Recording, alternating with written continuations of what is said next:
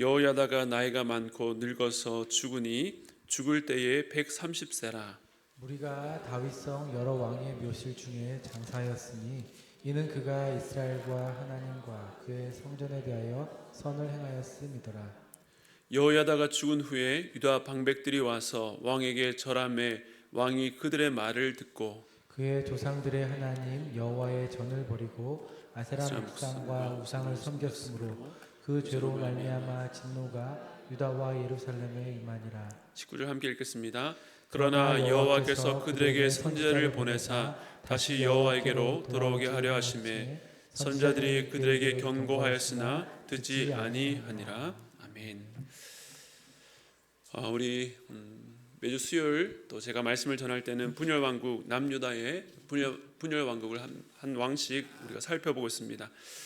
지난 시간에는 하나님 나라의 안티 왕적인 인물이었던 이 아달랴 여왕으로 위기에 처한 나라 유다가 어떻게 회복되는지를 살펴보았습니다. 특별히 오늘 본문 읽었던 본문에도 나왔던 우리 제사장 여호야다를 중심으로 한 개혁이 있었습니다. 이 개혁은 세 가지 중요한 순서로 진행되었는데, 먼저 첫 번째는 언약을 확인하는 일이었습니다. 모든 백성과 왕 사이에 언약을 세워서 여호와의 백성됨을 선포했습니다. 즉 여호와의 백성으로 부름받은 자들은 그 언약 속에서 이 자신의 정체성을 다시 확인하고 결단하는 시간을 가졌습니다. 이처럼 악한 왕으로 인해서 흐트러진 백성들이 언약 관계를 다시 한 번 더 확인함으로 회복의 그 토대를 만들었다라고 할 수 있습니다. 두 번째는 모든 우상들을 회파하고 부수는 일이었습니다. 즉 악에 대해서는 과하다 싶을 만큼 강하고 빠르게 떠나야 되는 것입니다. 죄에 대해서는 필기까지 싸워야 됩니다. 그리고 가장 중요한 세 번째는 그 보좌에, 아달랴가 내려왔던 그 보좌에 진정한 왕을 모시는 것입니다. 거짓 왕을 그 자리에서 끌어내렸다면 그 보좌에 참된 왕을 모셔야 되는 것입니다. 유다 역사 가운데 일어난 이러한 개혁이 우리의 삶 속에서도 날마다 일어나야 될 줄로 믿습니다. 즉 우리 마음의 보좌의 자리에 거짓 왕이 아니라 영원한 왕이신 예수 그리스도만이 좌정하여야 될 줄로 믿습니다. 오늘은 이 분열왕국 10번째 시간입니다. 우리가 살아가다 보면 여러 사람들을 만나게 됩니다. 그 중에 대부분은 한번 만나고 스쳐가는 사람들이지만 어떤 이들은 꽤 오랫동안 알고 지내게 됩니다. 우리가 누군가를 처음 만나게 되면 서로 조심스럽게 그 사람이 어떤 성향의 사람인지를 탐색하는 시간을 갖게 됩니다. 그렇게 시간이 길어지다 보면 그 사람의 성향을 또 이해하게 되면서 서로가 좀 다른 부분은 서로 맞춰가게 됩니다. 그런데 그런 경우가 물론 드물긴 하지만 오랫동안 알고 지내면서 그 사람에 대해서 가졌던 인상이나 느낌이 내가 알고 있는 것과는 전혀 다르게 한순간에 무너지는 경우도 만날 때가 있습니다. 너무나 의외의 모습, 뜻밖의 모습이라 우리를 당혹스럽게 만듭니다. 그래서 속된 말로 뒤통수를 맞았다라고 표현하기도 합니다. 지금까지 알았던 모습과는 너무도 다른 모습이기 때문입니다. 참 그런 일을 겪게 되면 그 사람의 진짜 모습은 무엇이었을까? 내가 지금까지 알아왔던 그 모습은 그 사람은 과연 진짜였을까라는 혼란에 빠지게 됩니다. 오늘 여러분과 다룰 인물이 바로 그런 인물 중에 한 사람입니다. 남유다의 분열왕국의 순서로는 8번째 왕 요아스인데요. 다시 한번 남유다 왕들의 목록을 보면 르호보암, 아비야, 아사, 여호사밧, 여호람, 아시야, 그리고 지난주에 보았던 아달랴 여왕에 이어서 이제 오늘 요아스입니다. 아달랴를 빼면 7번째 왕으로 볼 수 있습니다. 성경은 요아스의 통치를 총 40년이라고 말하고 있는데 왕들의 통치 기간을 정리해 보면 이 40년 안에 아달랴가 다스렸던 그 7년의 시간도 포함됩니다. 즉 세상 역사가의 눈에 볼 때는 아달랴가 유다를 다스린 것으로 보겠지만 성경의 시각은 아달랴를 이 유다의 왕으로 인정하지 않고 그때에도 여전히 살아있었던, 그러나 숨어 있었던 어린 아이 요아스를 왕으로 인정했다는 것을 알 수 있습니다. 그러므로 요아스 왕의 실질적인 통치 기간은 40년에서 아달랴의 통치 기간이었던 6년을 빼면 약 34년 정도로 볼 수 있습니다. 지난 시간에 잠시 살펴보았지만 요아스가 죽음의 위협 가운데에서 살 수 있었던 것은 하나님의 특별한 보호하심이었습니다. 유다의 왕들이 계속 범죄할 때에도 하나님께서는 다윗과 맺은 언약을 기억하셔서 이 다윗 가문의 이 등불이 끄기를 원치 않으셨다라고 거듭 말씀하십니다. 분열 왕국의 역사를 볼 때에도 유다 왕의 명맥이 끊기려 할 때마다 하나님은 참으로 놀라운 방법으로 보호하셨습니다. 마치 모세가 이 부모의 도움 또 바로 왕의 딸의 손길로 살아났던 것처럼 요아스에게는 요람 왕의 딸이자 또 그의 고모였던 요세바가 있었습니다. 요세바는 이 아달랴가 왕족의 씨를 다 진멸하려고 할 때에 그 어린 아기 요아스를 건져내어서 자기 침실에 감췄다가 나중에 성전으로 데려가서 숨겼습니다. 이는 요세바의 남편이었던 제사장 여호야다였기 때문에 가능한 일이었습니다. 그 성전에서 요아스를 6년간 길러내고 7년째 지난번에 보았던 대로 여호야다 제사장의 개혁으로 요아스는 드디어 왕위에 오르게 되었습니다. 그가 왕위에 오를 때에 나이가 7살이었으니까 거의 신생아 때에 고모의 손에 이끌려 구출된 것입니다. 요아스가 왕위를 이어받았을 때는 지난번 아사왕 이전에 솔로몬의 통치 후반 그리고 르호보암과 아비야까지 암울했던 통치가 몇 년간 계속되었던 것처럼 이 아달랴는 말할 것도 없고 그의 위에 아시야, 요람 모두 이 아달랴의 영향력 아래 있었기 때문에 매우 암울했던 시기라고 할 수 있습니다. 그러니까 여호사밧 왕 이후에 약 15년 이상 신앙적으로 남유다는 가장 최악의 상황 가운데 있었습니다. 이처럼 요아스가 왕위에 올랐으나 그가 이어받았던 유다는 너무나도 어수선했습니다. 그리고 요아스는 이제 7살로 직접 왕권을 행사할 만한 능력도 실력도 없었습니다. 그 상황에서 의지할 사람은 이 아달랴에게서 왕권을 빼앗아서 제자리에 돌려놓았던 제사장 여호야다밖에 없었습니다. 그는 약 30년 동안 왕을 보필하고 지도하면서 이 나라를 바로 세우는 데 큰 도움을 주었습니다. 요아스는 제사장 여호야다의 지도 아래서 이 무너진 유다를 재건했습니다. 요아스의 행적 가운데서 가장 중요한 업적은 여호와의 성전을 보수했다는 것입니다. 당시에는 이 여호와의 전은 솔로몬이 지은 이후에 약 100여 년쯤 되었고 거기다 유다가 어둠 가운데 있었던 지난 몇 해 동안 거의 돌보지 않았기 때문에 많이 쇠락해져 있었습니다. 그런데 성경은 성전이 그렇게 쇠락하게 된 결정적 이유에 대해서 역대하 24장 7절은 이렇게 말합니다. 우리 함께 읽겠습니다. 시작. 이는 그 악한 여인 아달랴의 아들들이 하나님의 전을 파괴하고 또 여호와의 전의 모든 성물들을 바알들을 위하여 사용하였습니다. 그러니까 아달랴의 아들들, 즉 여호람 왕의 아들들은 과거 아라비아 사람들이 왔을 때에 이 막내 아하시야만 남기고 다 죽였었습니다.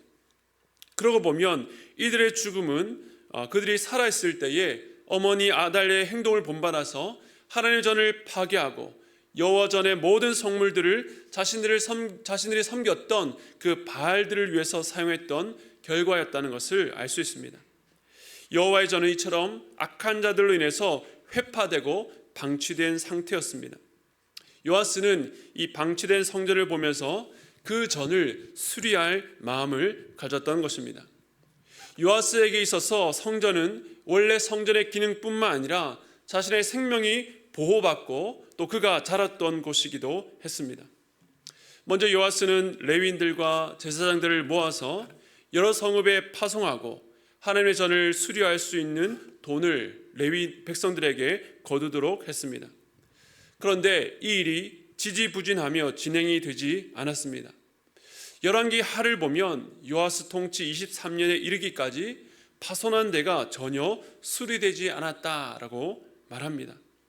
그래서 요아스 왕은 이 여호야다 제사장을 불러다 책임을 묻습니다. 당시에 제사장이나 레위인들이 백성들에게 받았던 헌금을 자기 임의대로 유용하면서 이 성전을 제대로 수리하지 않았던 것을 알 수 있습니다. 상황이 이렇게 되자 요아스가 직접 나서서 성전을 보수하기 위해서 한 궤를 만들고 여호와의 전 문 앞에 두게 했습니다. 그리고는 유다와 예루살렘에 공포하여 모세가 광야에서 이스라엘에게 정한 세를 여호와께 드리도록 선포합니다. 성전 보수를 위한 공적인 헌금함이 생긴 것입니다. 그러자 참 놀라운 일이 생겼습니다. 모든 방백들과 백성들이 참 기쁨 가운데 돈을 가져다가 그 궤에 넣었습니다. 그리고 왕은 그 돈으로 여호와의 전을 보수할 실질적인 기술자를 고용하고 그들이 하나님의 전을 이전 모양대로 견고하게 했습니다. 이처럼 공사를 잘 마무리하고도 돈이 남자 여호와 전에 쓸 그릇과 여러 물건들을 제작하는 데 사용합니다.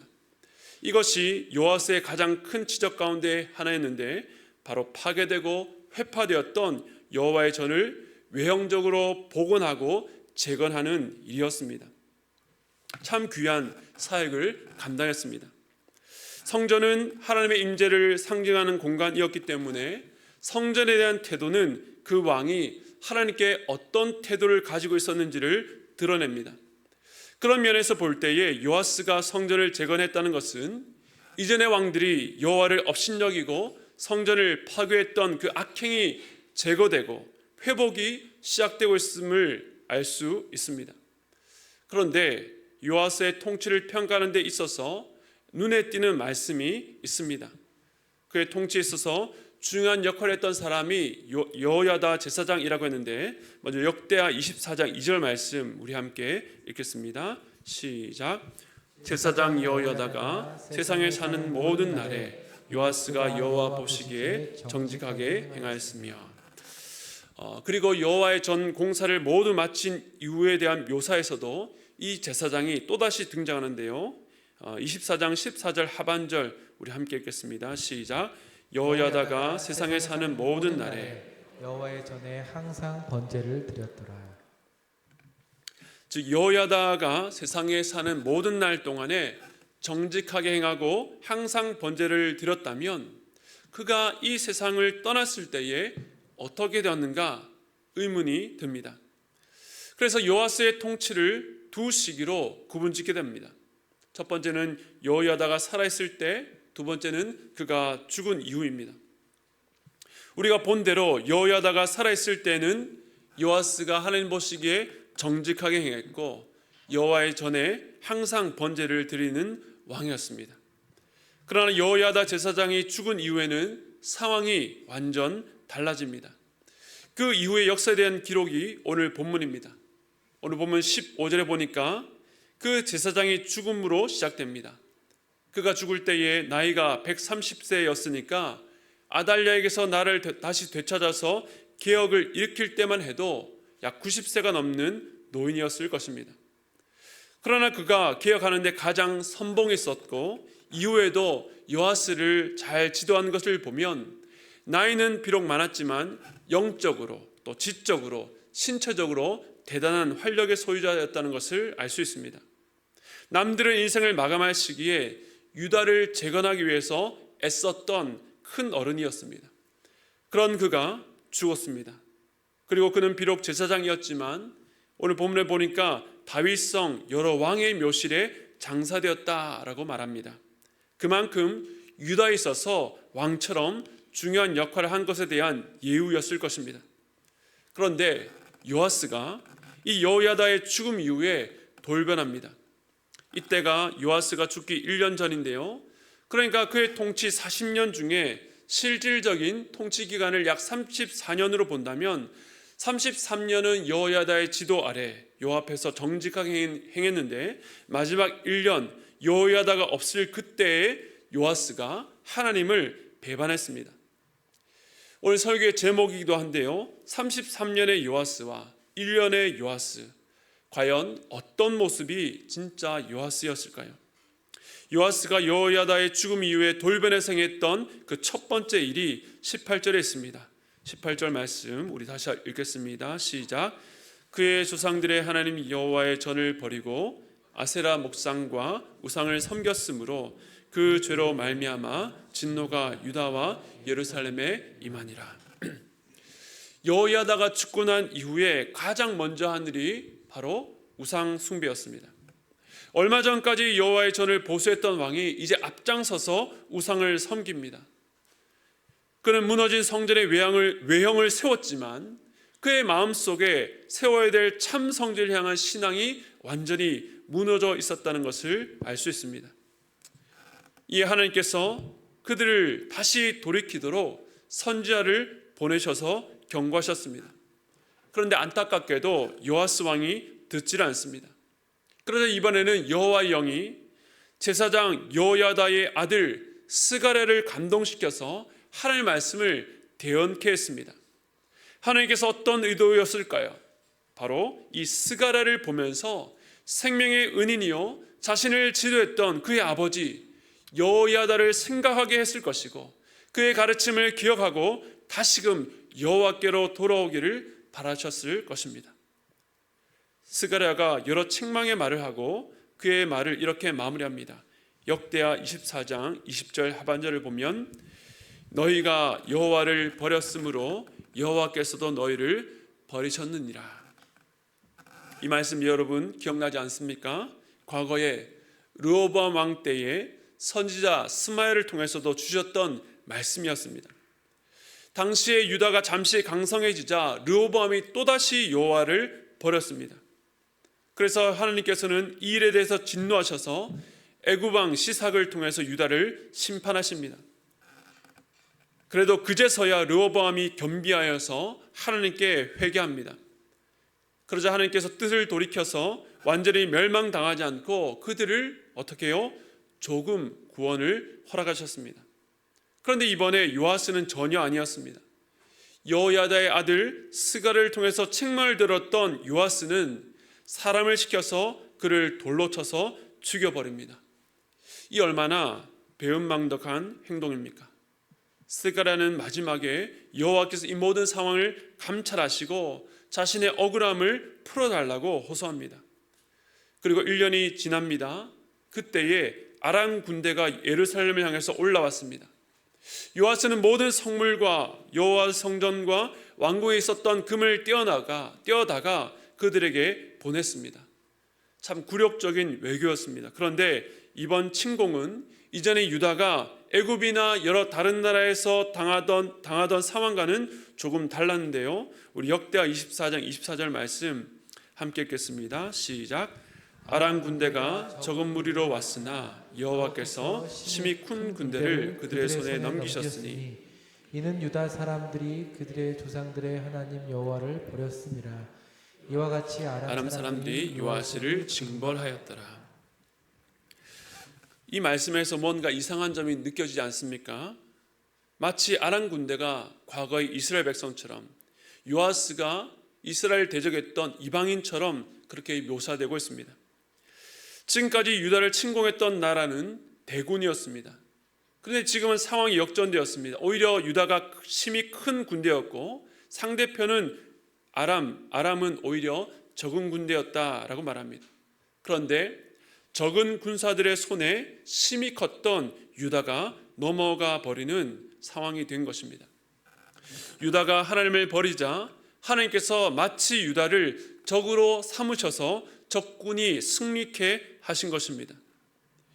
요아스 왕의 행위에 대한 하나님의 심판, 최종 심판이었습니다. 그런데 심판은 여기서 끝나지 않고 요아스가 이 전쟁에서 큰 부상을 입었는데 요아스의 신하들이 반역하여서 그를 침상해서 죽여버립니다. 남유다 역사에 있어서 이런 경우는 참 드물었습니다. 오히려 이런 일은 북이스라엘에서나 빈번히 일어났던 일인데 유다가 북이스라엘처럼 우상 숭배를 해나갈 때에 그 나라에서 벌어졌던 비참한 살육의 현장이 이 남유다 안에서 재현된다는 것을 보여줍니다. 이처럼 요아스의 통치는 여호야다 제사장이 살아있을 때 33년의 통치와 여호야다가 죽고 난 후 1년으로 정리됩니다. 33년의 요아스와 1년의 요아스, 과연 어떤 모습이 진짜 요아스일까? 말씀을 보면서 계속 그 질문이 되뇌어졌습니다. 성경은 물리적 시간 차이가 상당함에도 불구하고 33년의 통치 기록과 1년의 기록을 분량면에서 거의 대등하게 기록합니다. 물론 지난번에 보았던 아사왕처럼 통치 기간의 대부분을 여호와 앞에서 선한 왕으로 통치해 오다가 마지막 6해 동안에 하나님을 의지하지 않고 비참한 죽음으로 끝내는 경우도 있었습니다. 하지만 요아스의 경우 그 추락이 매우 급작스럽고 그가 비참하게 죽게 되고 또 죽고 난 다음에도 왕의 묘실에 들어가지 못했다는 사실을 볼 때에 성경과 그리고 그 당시 남유다의 백성들은 33년이 아닌 1년의 요아스가 보여준 모습이 그의 본질을 담고 있다라고 평가하는 것만 같습니다. 요아스의 통치를 가르는 결정적인 사건은 여호야다의 죽음과 관련해서 급격한 전환이 일어난다라고 했습니다. 그 본문이 바로 17절인데요. 역대하 24장 17절 이렇게 말합니다. 여호야다가 죽은 후에 유다 방백들이 와서 왕에게 절하매 왕이 그들의 말을 듣고. 이 구절을 보면 여호야다의 죽음과 유다 방백들이 왕에게 절한 내용이 함께 기록되어 있습니다. 그리고 요아스는 자신에게 절을 하는 방백들의 말을 듣고 여호와의 전을 버리고 우상을 섬겼습니다. 여호야다의 죽음과 방백들의 절, 급격한 흐름을 생각해 보면 요아스가 지난 33년간 여호와 앞에서 정직히 행한 것은 요아스의 진짜 마음이 아니라 외적인 이유, 여호야다 한 사람 때문이었을 수도 있겠다라는 생각을 하게 됩니다. 요아스에게 여호야다는 나이가 많은 어른이자 또 생명의 은인이요 자신을 왕으로 세운 결정적인 인물이었습니다. 더군다나 요아스가 왕이 되었을 때에 겨우 7살이었기 때문에 성장해 가는 과정 가운데에 끊임없이 여호야다를 의지했고 그의 지도 아래서 눈치를 볼 수밖에 없었을 것입니다. 여호야다는 요아스의 통치 기간 내내 큰 울타리와 같은 역할을 했습니다. 그러한 상황 속에 성경은 여호야다의 죽음 이후 방백들이 나와서 왕에게 절을 한 장면을 기록하고 있습니다. 왜냐하면 이 장면이 요아스가 정말 원했던 것이 무엇이었는지, 그가 어떤 욕망을 가지고 있었는지를 보여주는 한 장면이기 때문입니다.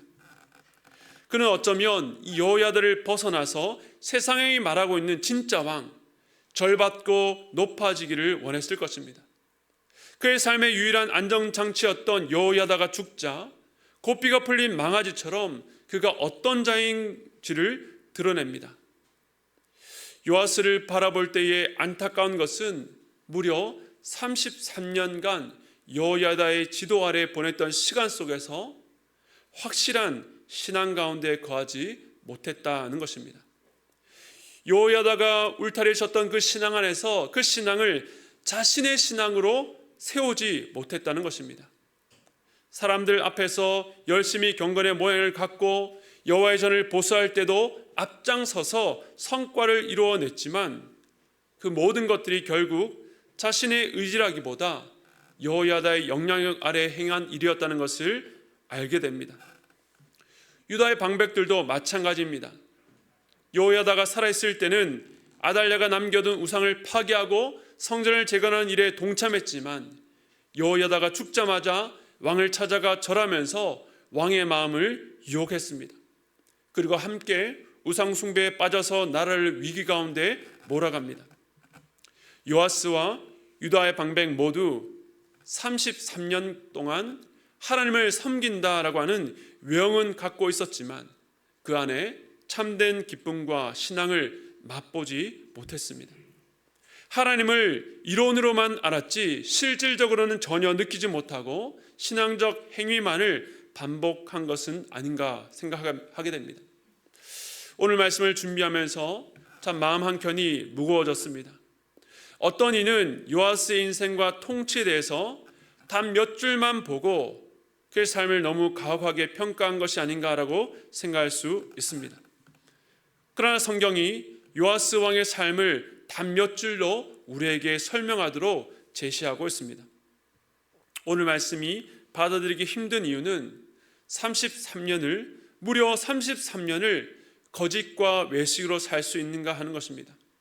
과연 마지막 1년이 정말 요아스의 진짜 모습인가 하는 의문도 갖게 됩니다. 그런데 오늘 말씀은 그럴 수도 있다라고 말합니다.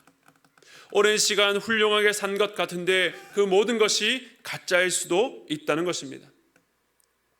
제가 예전에 단기 선교를 갈 때마다 복음을 전하기 위한 짧은 드라마나 연극을 준비했습니다. 그 중에 가면에 관한 스킷 드라마가 있습니다.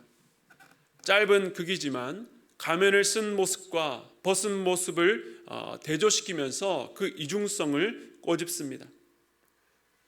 자기의 외적인 아름다움을 자랑하는 여인은 실제로 자기의 내적인 일그러짐으로 인해서 고통받고 있었고, 겉으로는 밝게 웃고 있었던 자는 실제로는 자살의 충동을 느낄 만큼 어두웠고, 겉으로는 힘을 자랑하며 폭력을 일삼던 남자는 속으로는 두려움에 가득 쌓여 있었던 것을 극으로 표현합니다. 겉으로는 다른 사람을 판단하고 정죄했던 자는 실제 자신을 볼 수 있는 눈이 없었다는 것을 보여줍니다. 그 모습이 오늘 요아스 왕과 현대인의 모습을 반영하는 것 같습니다. 그런데 이것은 그들만의 이야기가 아니라 바로 우리들의 이야기입니다. 오늘날 사람들은 외적인 것들로 자신의 본질을 숨기려 합니다. 많은 그리스도인들이 교회 시스템을 자신의 신앙인 양 착각합니다. 내가 영향력 있는 큰 교회에 다닌다는 이유로 꽤 괜찮은 신앙인으로 생각합니다. 정치적 이슈나 불의에 대해서 SNS 상에 꽤 지각 있는 글들을 올림으로 자신은 꽤 괜찮은 사람인 양 꾸밉니다. 진짜 내가 아니라 남들이 보는 나, 남들 앞에서 행동하는 나의 모습을 내 모습이라고 착각합니다. 그러나 오늘 우리는 이 요아스의 모습을 보면서 우리 자신도 우리의 진짜 모습 앞에 직면해야 합니다. 사실 오늘 말씀은 요아스의 33년과 1년을 두고 무엇이 진짜인지를 판결하는 것이 목적이 아닙니다. 33년 그렇게 하늘 앞에 선하게 통치한 것 같은 요아스에게 마지막 1년을 보며 우리를 돌아보는 거울로 삼아야 합니다. 나의 내면은 어떠한가? 내 진짜 모습이 무엇인지 들여다보아야 합니다. 이 말씀을 준비하면서 제게도 던진 질문은, 나는 목회자라는 직분을 내려놓고 정말 복음 안에서 기뻐하며 살고 있는가? 말씀을 읽고 기도할 때에 목회자의 신분으로 하고 있는 것은 아닌가? 정말 하나님과의 교제가 좋아서 기뻐서 하고 있는가? 정말 그 안에서 하나님을 만나고 있는가? 이런 기본적이지만 제게 무거운 질문들을 던져보았습니다. 바쁘게 사역을 하다 보니 정말로 기본적이고 중요한 또 본질적인 질문 앞에 할 말이 없어질 때도 있습니다. 오늘 이 묵직한 메시지는 우리가 바쁘게 살아간다는 이유로 소홀히 하고 있는 정말 우리가 만나야 될 우리의 내면과 맞닥뜨리게 합니다. 한편으로는 내가 지금껏 산 것이 외식이고 가짜면 어쩌나라는 두려움이 들 수도 있습니다. 그러나 그런 마음이 든다면 그 마음 자체가 바로 희망의 불씨입니다. 어떨 때는 내가 처한 환경이 너무나 힘들고 괴로워서 무엇이 진짜 내 모습인지 모르겠다 싶을 때도 있습니다. 아까 제가 말씀드렸던 스킷 드라마의 마지막 부분을 보면 십자가에 못 박히시고 부활하신 예수님께서 그들의 가면을 하나씩 벗겨주시고 그들을 안아주셔서 그들의 본 모습과 만나게 하면서 극이 끝납니다. 회복이 일어나는 것입니다. 오늘 우리가 나도 나를 잘 모르겠다라고 하는 파산한 심정으로 있다면 부활하신 예수님께 나아가는 시간 되기를 바랍니다. 시편 51편 17절입니다. 우리 함께 읽겠습니다. 시작. 하나님께서 구하시는 제사는 상한 심령이라. 하나님이여 상하고 통하는 마음을 주께서 멸시하지 아니하시리라. 아멘. 하나님께서 구하시는 것은 상한 심령입니다. 오늘 본문으로 다시 설명하자면 신앙 조음이라는 가면, 사람들 앞에서 보여주기 위한 나를 벗고 나아가야 하는 것입니다. 나는 아무 문제가 없는 듯 괜찮은 듯한 모습이 아니라 가난한 심령, 나 자신을 볼 때에 소망이 없고 무너지는 그 심령으로 나오기를 원하고, 그러한 마음을 하나님께서 받아주십니다. 사실 이러한 가난한 마음 자체가 하나님께서 우리에게 주시는 선물입니다. 내가 감당할 수 없는 상황 속에 감당할 수 없는 나를 직면하게 될 때에 그 가난한 심령으로 주님께 나아가는 저와 여러분 되시기를 바랍니다. 홀로 나가는 것이 아니라 진짜 우리의 모습으로 주님께 나아가 하나님의 치료와 위로와 회복, 때로는 질책도 받는 저와 여러분 되시기를 주님의 이름으로 축복합니다.